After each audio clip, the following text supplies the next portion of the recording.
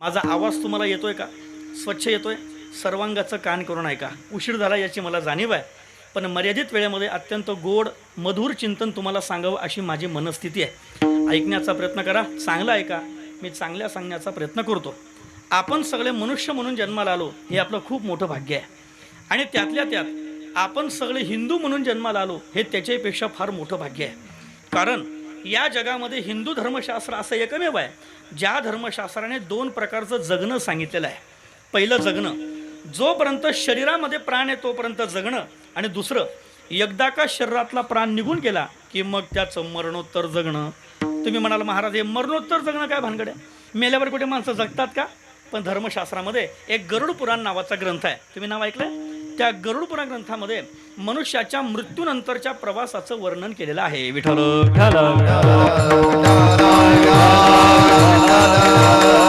किती चमत्कार आहे. 10 दिवसापूर्वी जी व्यक्ती आमच्यामध्ये होती, आमच्याशी पाहत होती, आमच्याकडे बोलत होती, असं अचानक काय घडलं? आम्ही त्या व्यक्तीला उचलतो आणि प्रेत म्हणून स्मशानामध्ये जाळून येतो. आम्ही म्हणतो त्यांचा मृत्यू झाला, पण मृत्यू म्हणजे नेमकं काय? काय नेमकीची मृत्यूची परिभाषा काय? मृत्यूमध्ये असा कोणता बदल होतो? काय मृत्यूचे नेमका परिचय? असाच प्रश्न गीतेमध्ये अर्जुनाने भगवान कृष्णांना विचारला. हे देवा सांगा ना, मरण म्हणजे काय? मग भगवान कृष्ण म्हणतात काय? म्हणे अर्जुना, आपलं जे शरीर आहे ना हे एक प्रकारचं यंत्र आहे. यंत्र, आता मी बोलतोय माईकमध्ये, आवाज कुठून तरी बाहेर पडतोय, ही सगळी यंत्रणा आहे की नाही? यंत्र आहे की नाही? हे यंत्र कुठपर्यंत चालेल? हे यंत्र तोपर्यंत चालेल जोपर्यंत कुठून तरी याला विजेचा पुरवठा आहे तोपर्यंत, म्हणजे लाईट आहे तोपर्यंत. लाईटच नाही, अशा 10 माईक लावा आणि 50 स्पीकर लावा, आवाज येईल का? येणार नाही. तसंच भगवान म्हणतात हे जसं यंत्र आहे ना तसं हे सुद्धा यंत्रच आहे. डोळा यंत्र आहे, कान यंत्र आहे, नाक तोंड यंत्र आहे, आणि हे यंत्र तसं पाहता निर्जीवच आहे, पण याला जिवंतपणा येतो ते याच्यातल्या एका शक्तीमुळे. त्या शक्तीला आपण आत्मशक्ती असं म्हणतो. सामान्य भाषेमध्ये आपण त्याला आत्मा असं म्हणतो. मग का हो महाराज, हा आत्मा मृत्यूनंतर नेमका जातो कुठे? तसं पाहता आत्मा कुठे जातही नाही आणि कुठे येतही नाही. भगवान म्हणतायत न जायते म्रियते वा कदाचिन नायम भूत्वा भाविता वान भूयः अजो नित्यम शाश्वतोयम पुराणो न हन्यते हन्यमाने शरीरे. आत्मा कुठे जातही नाही आणि आत्मा येत नाही. आत्मा अचल आहे, आत्मा शाश्वत आहे, आत्मा सत्य आहे, आत्मा प्रकाशक आहे, आत्मा स्वयंस्फूर्त आहे, आत्मा चैतन्य रूप आहे, आत्मा आनंद रूप आहे. आत्मा येत जात नाही. मग येणं जाणं हा कोणाचा आहे? महाराज म्हणतात येणं जाणं हा केवळ त्या आत्म्याच्या अज्ञानाने युक्त असलेला जो जीवात्मा आहे त्याच्या संबंधाने हे येणं जाणं आहे. म्हणून गरुड पुराणामध्ये मृत्यूनंतर जर आत्मबोध झाल्याच्या पूर्वी मृत्यू झाला असेल तर अशा जीवात्म्याला खूप प्रचंड दुःख भोगावं लागतं. मग ज्याला आत्मबोध झाला नाही अशा जीवात्म्याच्या मृत्यूनंतर कसं दुःख भोगावं लागतं असा विचार गरुड पुराण या ग्रंथामध्ये आलेला आहे. ऐकताय तुम्ही? लक्षपूर्वक ऐका. गरुड पुराण म्हणतं शरीर सुटल्यानंतर 3 दिवसापर्यंत आत्मा हा घराच्या वाशामध्ये फिरत राहतो म्हणे. कुठे? ज्या घरात त्याचा प्राण गेला त्या घरामध्ये 3 दिवसापर्यंत. 3 दिवसामध्ये फिरणारा आत्मा, तो जीवात्मा घरातल्या प्रत्येक माणसावर बारीक लक्ष ठेवतो. तो आत्मा पाहतो मी गेल्यानंतर माझ्या पश्चात कोण कोण काय काय करते. जिवंतपणे माझ्यावर प्रेम करणारी माणसं मी मेल्यावर कसा व्यवहार करतात, माझ्याकरता कोण कोण किती रडतं, मी गेल्यावर कोण कोण किती हसतं, मी गेल्यावर कोण कोण काय काय बनवून खातं, मी गेल्यावर कोण कोण किती कागदपत्रांची हालचाल करतं बुवा. याच्यावरती त्या आत्म्याचं बारीक लक्ष असतं. किती दिवस? बोला ना. 3 दिवस. 3ऱ्या दिवसाचा अस्थि संचयाचा विधी झाला. अस्थि संचय आपल्याकडे पद्धत आहे. प्रेताचा अग्निदाह संस्कार झाला की त्याच्या अस्थि आपण घरी घेऊन येतो, आणि घरी आणल्यानंतर त्याला आपण आपल्या भाषेमध्ये, आमच्या भागात त्याला राख सावरणं म्हणतात, तुमच्याकडे काय म्हणतात? राख सावरण. त्याला काही भागामध्ये खारी म्हणतात, सारी म्हणतात. त्याला अस्थि विसर्जन, अस्थि संचय असा शब्द शास्त्रामध्ये. त्या अस्थि जमा केल्या की मग तो आत्मा घर सोडतो आणि आपल्या अस्थीकडे थांबतो. आता वेगवेगळ्या भागामध्ये वेगवेगळ्या पद्धती येतात. त्या काही भागामध्ये अस्थि स्मशानात ठेवण्याची पद्धत आहे, काही भागामध्ये अस्थि दारासमोर झाड असेल तर झाडावर टांगून ठेवण्याची पद्धत आहे, आणि काही भागामध्ये अस्थि घरामध्ये खड्डा करून पुरून ठेवण्याची पद्धत आहे. आम्ही कोकणात जातो, रायगड चिपळूण त्या भागात, तिकडे लोक घरामध्ये खड्डा करतात, सव्वा हात घरामध्ये खड्डा करून त्या अस्थि घरामध्ये पुरून ठेवतात. आमच्या भागामध्ये अस्थि झाडावर टांगून ठेवण्याची पद्धत आहे. आपल्याकडे कशी आहे? एकच भाग आहे आपला. त्या अस्थीसोबत एक छोटा दगड ठेवायचा असतो, त्याला तुम्ही काय म्हणता? बोला ना. विसावा म्हणता. त्याला काही भागामध्ये जीव म्हणता, त्याला शास्त्रीय भाषेमध्ये आश्मा म्हणतात, त्याला मराठवाड्यात देवाचा दगड म्हणतात, त्याला कोकणामध्ये आत्म्याचा दगड म्हणतात, आपल्या भागात त्याला विसावा म्हणतात. तो विसावा कशा करता, दगड कशा करता? दगड या करता 3ऱ्या दिवसानंतर जेव्हा आत्मा घर सोडतो आणि आपल्या आस्थेकडे थांबतो की नाही, अस्थिकडे बसण्याकरता त्याला काहीतरी आसन पाहिजे, म्हणून तो दगड आसन म्हणून काम करतो. पुढचे 7 दिवस तो आत्मा त्या अस्थिकडे पाहतो, रडतो आणि शोक करतो. मरतं ते शरीर, आत्मा कधी मरत नाही. मरतं ते शरीर, माणसाचं मन कधी मरत नाही. त्याच्या सगळ्या भावना जिवंत असतात. गरुड पुराण म्हणतं 10 दिवसापर्यंत त्या जीवात्म्याला खरं पटतच नाही मी मेलो असं. लोक येतात जातात, रडतात, शोक करतात. तो त्यांच्याशी बोलण्याचा प्रयत्न करतो, पण त्याला शरीर नसल्यामुळे त्याचा संपर्क आपल्याशी होत नाही. दशक्रियेचा विधी ऐकत राहा, थोडा ट्रबल द्या. दशक्रियेचा विधी शास्त्रशुद्ध ब्राह्मणाच्या द्वारा यथोचित मुहूर्त कालावर संपन्न झाला आणि योग्य मुहूर्त कालावधीमध्ये त्या पिंडाला काकस्पर्श झाला, म्हणजे कावळ्यानं स्पर्श केला की मग तो आत्मा तिथून निघतो आणि मग त्या आत्म्याचा 11.5 महिन्याचा प्रवास सुरू होतो. विठ्ठल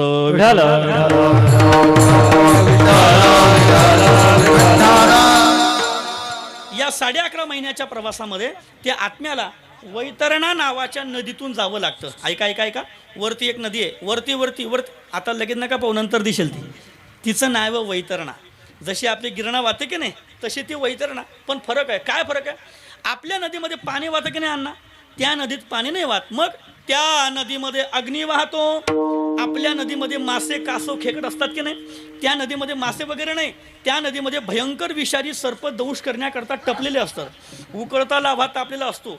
आणि अशा नदीतून तो आत्मा प्रवास करतो. किती दिवस? बोला ना, 11.5 महिन्यापर्यंत. ऐकता तुम्ही? पण चालता चालता आत्मा एकटा चालत नाही बरं का अण्णा, मग त्याच्यासोबत त्याचं कर्म चालतं. लोक म्हणतात बुवा येताना माणूस सोबत काही आणत नाही आणि जाताना काही नेत नाही, पण गीता नावाचं शास्त्र बोलतं येताना प्रत्येक व्यक्ती काही काही गोष्टी सोबत घेऊनच येतो. काय आणतो? येताना प्रत्येक व्यक्ती आपलं आयुष्य सोबत घेऊन येतो. 2 आपलं मरण सोबत घेऊन येतो. 3 आपलं आरोग्य सोबत घेऊन येतो. आणि जाताना अगा कर्मी जे उरावे ते सुख दुःखे फळावे तया ते भोगावया यावे देहा एका. कर्म आपली संपत्ती आहे. माझे गुरुजी म्हणायचे कर्म आपली संपत्ती आहे. आपण किती कोटीच्या बंगल्यात राहता, किती लाखाच्या गाडीत फिरता आणि किती एकर जमीन तुमच्या नावे आहे, यावरून तुम्ही श्रीमंत नाही. तुमचं कर्म किती उत्तम आहे याचा हिशोब अंतकाळामध्ये होत असतो. त्या आत्म्याच्या डोक्यावर ते कर्माचं ओझं घेऊन तो प्रवास करतो. त्या वैतरणा नदीतून चालता चालता रस्त्यात त्याला 11 पुऱ्या लागतात. किती पुऱ्या लागतात? पुऱ्या म्हणजे आपल्या भाषेमध्ये गावं लागतात, नगरं लागतात. एका नगरापासून दुसऱ्या नगरापर्यंत जाण्याकरता त्या आत्म्याला 1 महिन्याचा कालावधी लागतो. महिन्याभराचा प्रवास करून त्याचं सूक्ष्म शरीर थकतं, त्याला तहानभूक लागते. आणि मग त्या जीवात्म्याची तहानभूक भागावी म्हणून ज्या घरात त्याचं शरीर सुटलं त्या घरामध्ये दर महिन्याला विशिष्ट प्रकारचा विधी करायचा असतो. त्याला आमच्या भागात महिन्याचा पितर म्हणतात. तुमच्याकडे काय म्हणतात? एकच भाग आहे आपला. आपली श्रद्धा आहे की पितर बसणाऱ्या माणसाला दिलेलं अन्न त्या आत्म्याची भूक भागवतं, त्याला दिलेलं पाणी त्या आत्म्याची तहान भागवतं. असे चिंतन आहे गरुड पुराणामध्ये. जर पितर बसणाऱ्या माणसाच्या पायात चप्पल घातली आणि डोक्यावर छत्र धरलं तर फायदा त्याला होतो. तुम्ही म्हणाल महाराज काय सांगता, आम्ही ऐकतो म्हणून तुम्ही काही सांगता, हे असं कसं शक्य आहे? त्यानं खायचं येतं, त्याचं पोट भरलं येतं, हे काय आम्हाला पटत नाही, हे काय आम्ही मानत नाही. पण माना अथवा नका मानू, हे असंच घडतं. वडिलांची पुण्यतिथी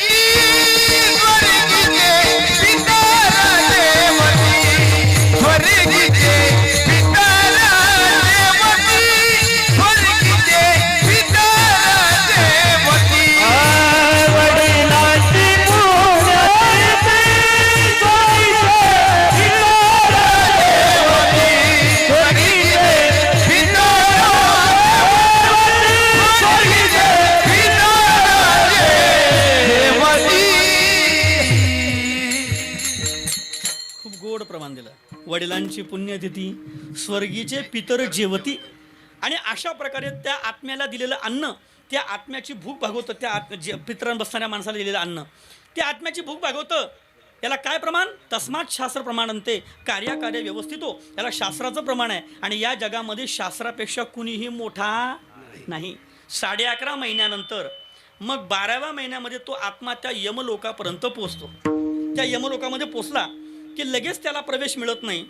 मग तो आत्मा यमलोकामध्ये प्रवेश होता वयावा याकरता ज्या घरात त्याचं शरीर सुटलं त्या घरामध्ये 11.5 महिन्यानंतर पुन्हा एक विशिष्ट प्रकारचा विधी करायचा असतो. त्याला श्राद्ध विधी असं म्हणतात, ज्याला आपण आपल्या भाषेमध्ये वर्षश्राद्ध असं म्हणतो.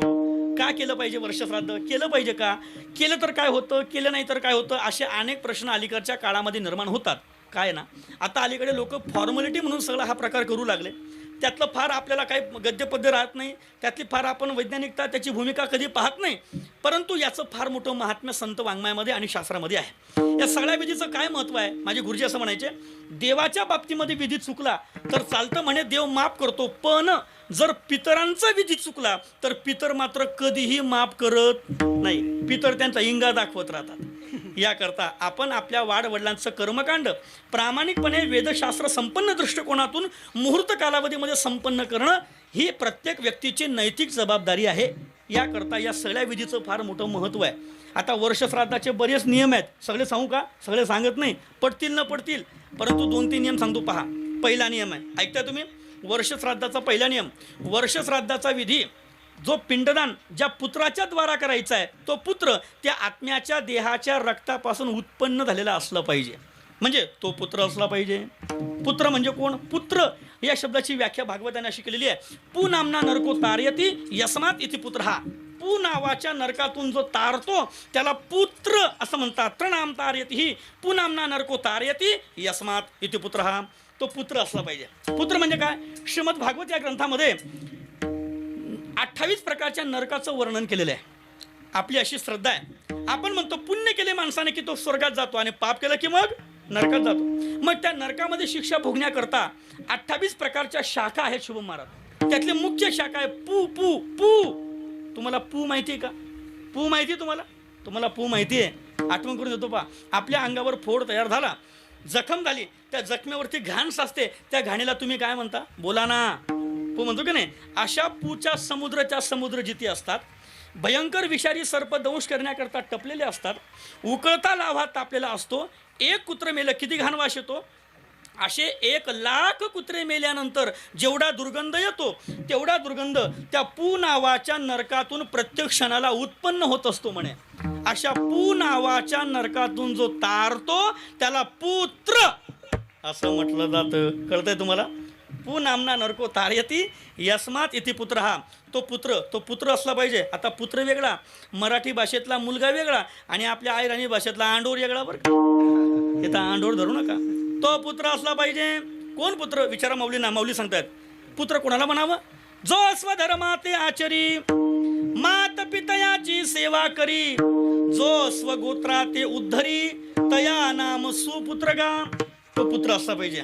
दुसरा नियम, वर्षश्राद्धाचा विधी ज्या घरात करायचा आहे त्या घरच्यांनी एक नियम पाळायचा. मावशींचं वर्षश्राद्ध बाकी अजून एक नियम पाळायचा, चुकूनही 11.5 महिन्यापर्यंत तरी त्या घरामध्ये मांस शिजवू नये. तसं शिजवूच नाही, पण 11.5 महिन्यापर्यंत तरी शिजवू नये असे शास्त्र म्हणतात. शिजवूच नाही. त्या घरामध्ये एखाद्या ग्रंथाचं अनुष्ठान घडावं, ज्ञानेश्वरी, गीता, गाथा, रामायण, भागवत, गरुड पुराण. त्या घरच्यांनी सत्पात्री ब्राह्मणाला आणि अधिकारी वैष्णवाला त्या घरामध्ये अन्नदान करावं. 3, ज्या ब्राह्मणाच्या द्वारा विधी संपन्न करायचा आहे ब्राह्मण विद्वानच असले पाहिजे. त्यांच्या मुखातून निघालेले मंत्र शुद्ध, स्पष्ट, स्वच्छ, निर्दोष असले पाहिजे. जर ब्राह्मणाने उच्चारात दोष केला तरी सुद्धा दोष लागतो असं शास्त्र म्हणतं. अशा प्रकारे त्या दिवशी तयार केलेले भाताचे पिंड करतात ना आपल्याकडे, त्या पिंडाला मुहूर्त कालावधीमध्ये काकस्पर्श झाला म्हणजे कावल्यानं स्पर्श केला की मग देहाच्या बाबतीमध्ये ज्याही काही वासना आहेत त्या वासनेतून तो जीव मुक्त होतो आणि त्याचा नवीन योनीमध्ये प्रवेश होतो. विठ्ठल विठ्ठल.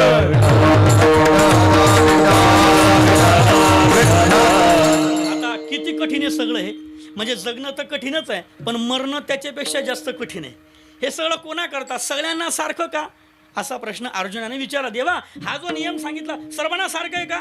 भगवान म्हणतात नाही नाही नाही नाही, सगळ्यांना सारखा नाही. मग भगवान म्हणतात जो माझा भक्त नाही त्याला हे दुःख भोगावं लागणार आहे. पण जो माझा भक्त आहे, ज्याच्या घरामध्ये एकादशीचं व्रत आहे, ज्याच्या घरामध्ये संत सेवा आहे, ज्याच्या घरामध्ये पंढरीची वारी आहे, ज्याच्या घरामध्ये नित्यनेमातला हरिपाठ आहे, ज्याच्या घरामध्ये ज्ञानेश्वरीचं अनुष्ठान आहे, ज्याच्या घरामध्ये संतांचा वाङ्मयाचा अभ्यास आहे, अशा सत्पुरुषाच्या मृत्यूनंतर त्याला हे दुःख भोगण्याची गरज नाही. किंबहुना त्यानं जो परमार्थ केला त्या परमार्थाची कृतज्ञता म्हणून त्याच्या अंतकाळामध्ये मी त्याला घेण्याकरता येत असतो असं भगवान म्हणतात.